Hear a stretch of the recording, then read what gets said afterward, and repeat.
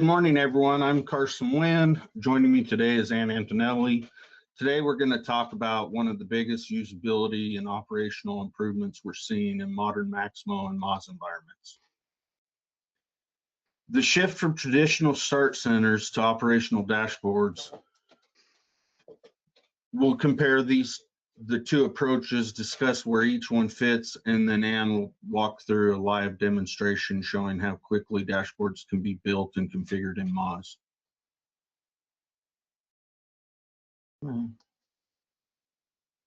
Okay. This is your typical layout of a traditional start center. Most organizations become familiar with these common portlets.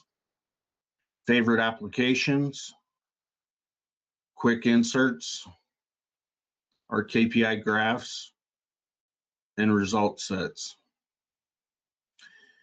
And this is typically a 2-column wide structure with fixed portlets arranged vertically. And honestly, start centers served us well for a long time.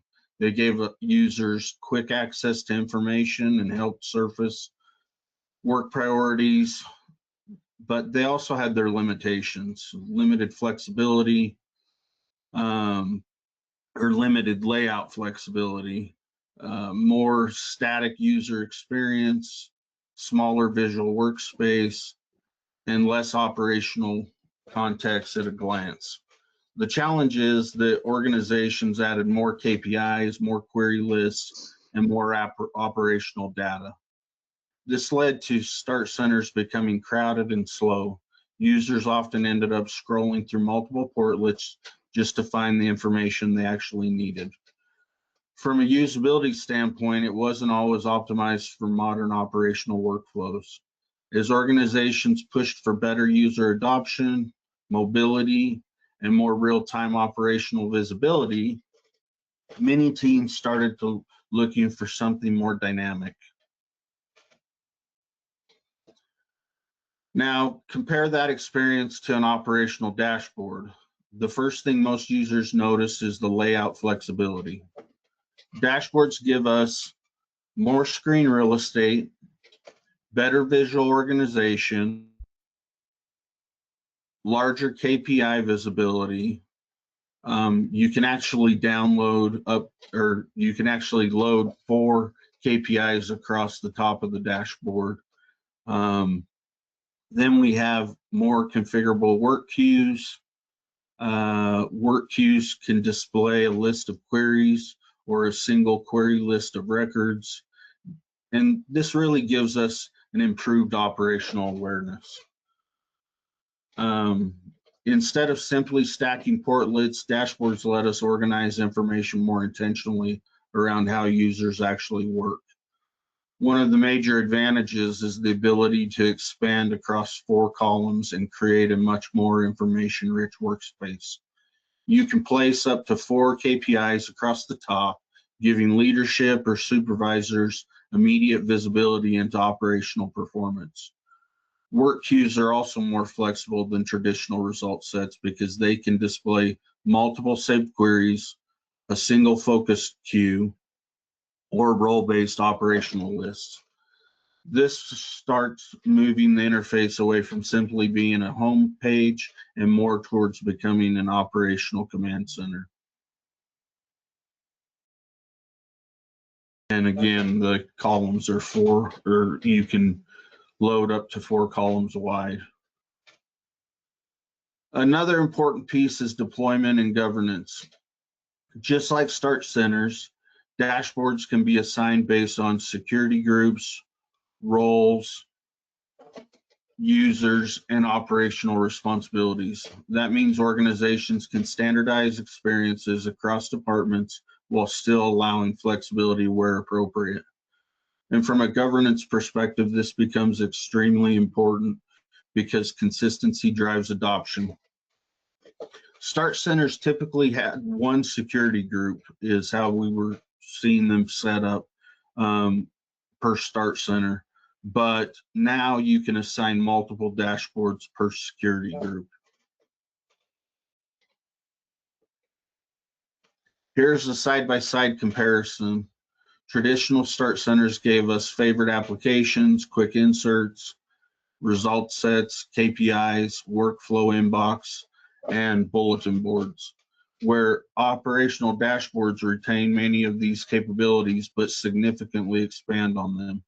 Now we have work queues, richer KPI visualizations, more flexible layouts, expanded card functionality, better operational grouping, more of a modern user interaction. The key takeaway here is dashboards are not simply a cosmetic improvement. They fundamentally improve how users interact with operational data inside Maximo and Moz. I recently saw a post from Phil Runyon with Navium, and he said a key mindset shift when moving from Maximo Start Centers to Moz operational dashboards is Start Centers show ownership. Operational dashboards should drive action. One simple but powerful change, linking a work queue directly to a KPI value card. When a technician clicks on a KPI and is taken straight to the relevant work queue, the metric becomes actionable, not just informative. It shifts KPIs from interesting numbers to clear next steps. Designing dashboards this way requires thinking beyond data display and towards how technicians actually work. Now let's talk about all the cards. One of the things users really enjoy is the growing library of dashboard cards available within Moz. You can build dashboards around work management, asset health, inventory, KPIs, workflow approvals, reports, queries, and visual operational indicators. And because dashboards are modular, organizations can continuously evolve them over time instead of redesigning entire start centers. Also take note that there are standard cards that you'll need to set up and role-based pre-configured cards that the heavy lifting's already been done for you. At this point, rather than just talking about dashboards, we want to actually show you a simple and powerful, or show you how simple and powerful they can be in practice.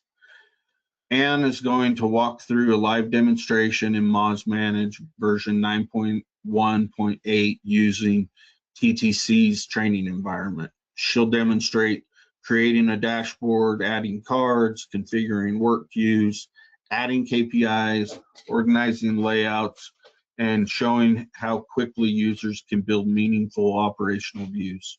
So with that, Anne, I'll turn it over to you. Okay, thank you. And it looks like we have a little poll up here. If you guys would take a minute to answer that poll. In addition, in your upper right-hand corner where your question bubble is, to the right of your question bubble is a little piece of paper with a paper clip. When you point to it, it says materials. If you go into that materials panel, there is a desk guide called Operational Dashboard Cards. And this is our handout for our session today. It is a 5-page desk guide describing all the different cards that I'm about to show you. So I am going to get switched over here. And can everyone see my training environment with the Maintenance Manager operational dashboard on it? No, we're still seeing the there we go. Now you can, yeah. Gotcha. Okay. So with Mass 9, there are at least 2 default operational dashboards that come into play. There are some additional dashboards when you start opening up some of the planning and scheduling applications, but the primary 2 are the Asset Manager and Maintenance Manager. For this demo, I've only given access to the Maintenance Manager. This is actually completely set up out of the box and it's already there for us. You can literally just assign it to your security groups. There are other dashboards that come with other add-on tools. For example, if you go in and you purchase the civil, or if you start installing the civil infrastructure or the health application or any of these other add-ons to the MAS environment, the Maximo Application Suite environment, other dashboards will be available as well. I just wanted to give you an idea of what a pre-configured one by IBM already looks like. So we do still have favorites and quick actions down here. Workflow assignments, if your organization is using workflow, any assignments that come to you would show up in this dialog box, in this card. This safety critical backlog allows you to assign specific work queues to it, and we'll look into that just a little bit. Same with the selected KPI comparison. This one is a really interesting card. It allows you to compare up to 9 KPIs in one graphical screen. So rather than having even just these 4 cards up at the top, which is great, we can actually have 9 down here in a graphical format with either the bar chart or a pie chart, you know, or a donut chart as well. So we have some different options there. But most important, we have the ability to give our users, and not all of them obviously, but to give some of our users the rights to create dashboards. And that's what I'm going to demonstrate. So my user that I'm signed in with has been provided with the rights to create dashboards. So I have a little vertical ellipsis button. This is one of the new buttons. If you're used to Mass 8 and Mass 9, you see this button everywhere. I call it the snowman button when I'm training because it just is easier to say than vertical ellipsis. And people remember snowman. They don't remember this whole vertical ellipsis thing. If you have the rights, you're allowed to create a dashboard. You give your dashboard a name. I'm just going to call it my dashboard. We're not required to give it a description, although we can. I'll say that this is my AdMug demonstration dashboard, just so we can see where that description comes up. Out of the box, I am allowed by security rights to create it public, but I don't want people looking at it while I'm developing it. So I'm going to start by unchecking public, and I'm going to start it as private. You can create the dashboard privately, and then once you have it fully tested and working exactly the way you want, if you have the rights or your IT person can do it for you, it can be made public, and then it can be shared on those on those security groups. Making it default makes it the first operational dashboard. So I am going to choose making it default so we can see the difference when I start testing it. So I just clicked on that snowman button. I gave it a name. I gave it a description. I'm going to start with it being private, but start with it being default. And I'll go ahead and save that. So right here, you can see my dashboard is the tab at the top, just like we see with our start centers. Here is the title, the description that I put in there. And after the description, it says it's private. So I know that right now, no one else can see it. Now, another thing, if you're still in Maximo 7.6 and you're not super familiar with some of the things in Mass 9, you're going to notice a lot of these pencils. The little edit pencil is the way we get into edit mode with anything that is part of the role-based applications or that graphite programming. So you see it in inspection forms, you see it in the new work orders, role-based application, all these different places. So I click on edit, and that shows me my card gallery. Now, I'm not going to be able to go through every single card type in our demo because I only have 10 minutes, but that's why we gave you the handout. It describes all of these different card types. I'm going to show you a comparison between choosing a pre-configured card type and then what you need to do if you use a standard one that you configure yourself. And I'm going to go back and forth and do at least 3, maybe 4 different card types. So I'm going to start under pre-configured. For myself, excuse me, for myself, the pre-configured, I only see what's currently available in the maintenance management. If I had rights to both the asset management and the maintenance management operational dashboard, then I would see those pre-configured cards for both of those. And then as additional ones come up, you'll be able to get more and more pre-configured cards. So in the handout, we did just the cards that are in asset management and maintenance management. But if you add on and get some of the other out-of-the-box operational dashboards from IBM, that will add additional cards as well. So I'm going to start out. This is a really good KPI value card, the overdue emergency work orders. This little, I call it a half of a waffle because it's not the whole waffle that we're used to looking at. This is our drag and drop. I am not going to worry right now about how things drag and drop onto my dashboard. I'm just going to drag it out and drop it on. And right away, I know it's pre-configured because it shows me results. Okay, so overdue emergency work orders. If I wanted to dive in here a little bit more, with this one selected, you can see there's some basic information. I have the title. There's no description on this particular one. I do have card width and height. Right now it's set to extra small and short. And then if I go to advanced, I can see that this is tied specifically to a KPI and it is not linked to a work queue. So think about in your start centers, some of your start centers, you would have KPIs and the KPI shows you a specific value. Like in this case, it shows me 24 work orders. But if I wanted to see what 24 work orders are overdue, I could link it to a report and that report would show me the actual 24 work orders. Now I link it to a work queue. And I will go into the work queue manager so you can see a little bit on how that works when we get to that particular card type. But work queues are essentially your saved public queries, and then they're set up so that they can be used by people in these operational dashboards. Okay, so this is how the pre-configured one works.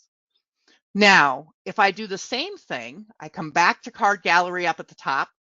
I'm going to do another KPI value card. I'm just going to drag it out here. If it's standard, this is what Karson was mentioning, the difference between the standard and the pre-configured. Pre-configured comes out with data. Standard comes out with no data. Okay, so if I click back over to overdue, I had the basic and advanced. Now I just have to set this up. So I am going to set it up with a query that I have or a work queue KPI that I have for my organization, and that is canceled PMs. All canceled PMs this year to date. And I could even go in and put a description in here. This is the information that displays when we hover over the card, just so you can kind of get an idea of what that information displays. Over in advanced, I have to select my KPI. And did I bring over the right? I just have to check to make sure. Oh, you know what? I brought over the value card instead of the KPI value card. I was looking when I was in advanced. So let me just quickly delete this card. I go to my snowman button and I delete it. And I'll bring this KPI value on and start again. So it's my canceled PMs.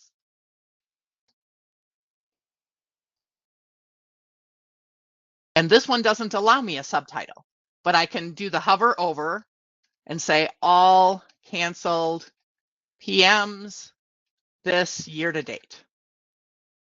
Now when I go over to advanced, it tells me to select the KPI. I know that this KPI has the word canceled in the name, so that's how I'm going to search for it. This is a KPI that's not out of the box provided by IBM. This is one that was built by our organization. So any KPIs you currently have in Maximo 7.6 will be available when you upgrade to MAS 8, MAS 9, and be available for use in the dashboard as long as they are considered public KPIs. I add it there.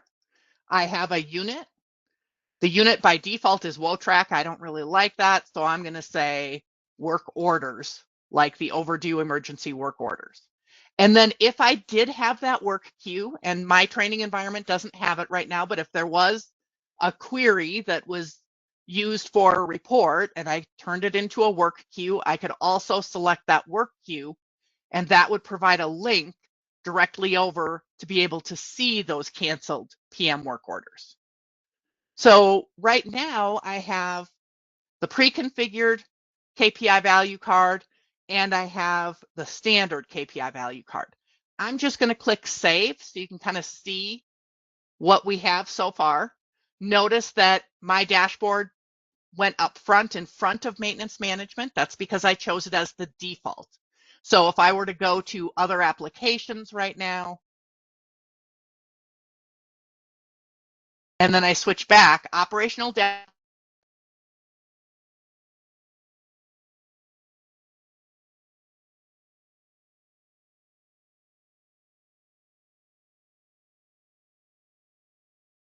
and it's always going to be my front dashboard. I can go ahead and click that pencil again, and I can do the same thing with another one of our cards. Let me just grab my notes so that I don't forget to do one of these. Here it is. Okay, so the next one I'm going to do is the favorites. So the pre-configured favorites is really nice under maintenance management because it actually already gives you access. And if you look on that desk guide I created, it actually, when I pull it over from maintenance manager, it gives me access to specific applications already. Now, if you look at that desk guide, you'll notice there's a lot longer list than just work order tracking, service request, location, asset. Those are the only applications I personally, as this user, have access to.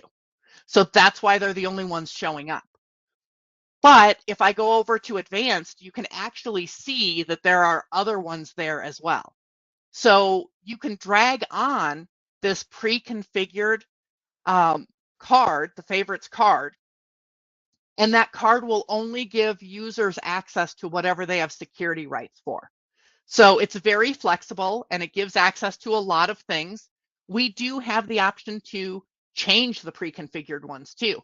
If I know we don't use workflow assignments, I can just click the X and it'll be taken out of there. I can also say that we don't call it favorites, we call it links to common applications, something like that. So I can save that. If I think extra small and extra tall is not the appropriate height and width, each of these cards have options. So maybe I say I keep with the extra small, but I want it just regular size. And again, I'm not worried about where they are on my dashboard quite yet. The pre-configured, if I come back to my card gallery, the pre-configured under Maintenance Manager for quick actions actually doesn't have anything in it. So rather than using the pre-configured one, I'm just going to use a standard one because I know I have to assign it anyway. So I'm going to assign the standard card where I have to do all the work for quick actions. And I'm going to say that this is, instead of quick actions, it's create records. Click the link to create the record. And then in advance, I'm going to use this little plus sign in our upper right-hand corner to actually go in and choose the actions. So I'm not going to worry about the name or subtitle quite yet. I want to go into this lookup where it says the actions. And it's going to show me, I only have 21 items in here, but if I were a max admin person, I would have 100 some in here. It's going to show me what I have access to do. So I want to create work order tracking. I can create, I choose that action. I click OK. I say this is create work order, and my subtitle, I'm just going to say in work order tracking, just so you can kind of see how that looks. And I click OK. So you can bring on the pre-configured ones. Security still works with them. You can bring on the standard ones where you have to configure them. The security is still in there. When I click on save to go in and test it, I click work order tracking. That link works because I have access to it. If I come back, remember the difference? And I'm not sure what's going on with my error message. It's a security thing I haven't figured out. But the difference between just clicking on work order tracking and clicking a create action, to go back to that statement that Phil made about making it actionable, is it brings me into work order tracking and it starts the creation of the work order. And I can just switch back. I'm not going to save that. So I'm going to do one more card to give you the look at how these work queues work. Now, pre-configured work queues give us the list. So let me see if I can bring it on here. There we go. It gives us the list of whatever public work queues are available to us. Okay, so the pre-configured one actually has 10 of them in there. Here is the list of all 10 of them. I'm going to save this for just a minute. I'm going to show you where this list comes from. So under the administration module, there is a new application called Work Queue Manager. Work Queue Manager is not an application that your general user population will have, but it gives us a way to take those public queries and create them in these work queues so they can show up in our work queue cards. Now, what you can see here is that of the default 10 I have, 7 of them were installed when I got my upgrade to Mass 9.1 and I got reliability, the reliability library. Those really don't work for me right now as a user, but this labor, work order tracking, and this other work order tracking, those 3 are ones that I definitely want to show in my work queue. And then as your organization takes your public queries and creates those work queues, I'll just click on the button so you can kind of see how it looks here. You provide it with a name, description, priority. You can make it so that only certain secure person groups have access to it. It says if no person groups are added, the queue will be public to everyone. In the second portion of it, and it wants me to give it a name, so I'll just give it a Anne's query. There we go. Then I can go to my second step. This is where I actually go in and I choose the query and which application it will launch in. So for example, if it was work order tracking, I had a query in there, but I wanted to launch all of these records in quick reporting instead. That's where I would put that information. And then I also have the option to go to the third step where I can add additional actions to those work queries as well. So I'm not actually going to save this work query right here. I'm going to jump back out of it, but that'll give you an idea of how those work queries work. Let me jump back into my operational dashboard and back into my edit mode. And again, like we said, we can change even the pre-configured ones. So if I did not want all of those ones that were there for reliability library, I could switch to just these few. Now, I want to show you how these launch, because this goes back to what Shannon was saying, where in our start centers, you really need to keep it to only, displaying 5 records instead of 10. You should really have 4 sets. The whole concept behind work queues is now we have all these result sets, and when we click on them, it brings us to our list of records. So I don't have a lot of records in here, but like under my work orders, I do have. So let's say I'm a supervisor, and right now on my start center, I have a result set of all the SRs to approve and send over to planners, the work orders to assign and approve for my my crew to go through, another result set to see all the work orders in progress that people are working on, another one for field complete to review, and then maybe even another entire start center that shows me all my desktop requisitions, PRs, and POs that I have to review and approve for special order parts. I've got all of that stuff between 1 or 2 start centers. Now I can just have it as a list of queues. And when I come in, I click on whichever one I want to look at one at a time. And then it's actionable. So when I come into my work orders and I see this list of records, I can actually do something with this list of records. I still have that download. Shannon had mentioned that. I also have the ability to even manage the columns, what order I want the columns in. Maybe I want work order number to be second and I want the priority to be first, so that I can go back in here and I can always organize by my highest priority. Okay, so these work queues are really, really handy. Now, if there is a specific work queue that you're always working with, that's where you can come in here and you can drag in another work queue. And I am going to make this look prettier in just a minute. By default, I bring in the work queues and it shows me all of them. I want just my work orders. These are the ones that I'm working on. I'm going to switch it from this multiple query list for this one work queue card to just a single query.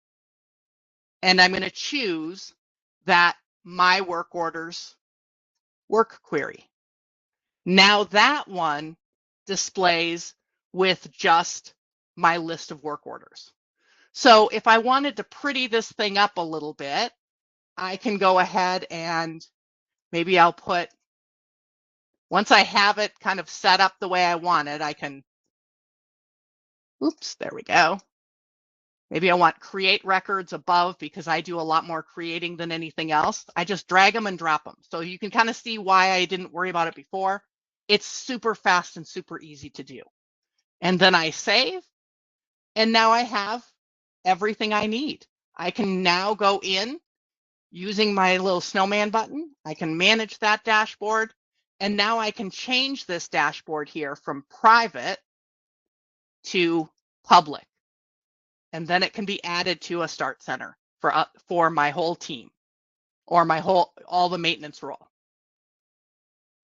So that is what I wanted to demonstrate right now. I know we didn't get to all the work queue cards, but this gives you a little bit of an idea of what it's like to build those operational dashboards. And at least it gives you exposure to a few of the cards. The information for Karson and myself. We are now the co-leaders of this group as of this morning. So reaching out to AdMug can definitely get more information from us, as well as our information is here.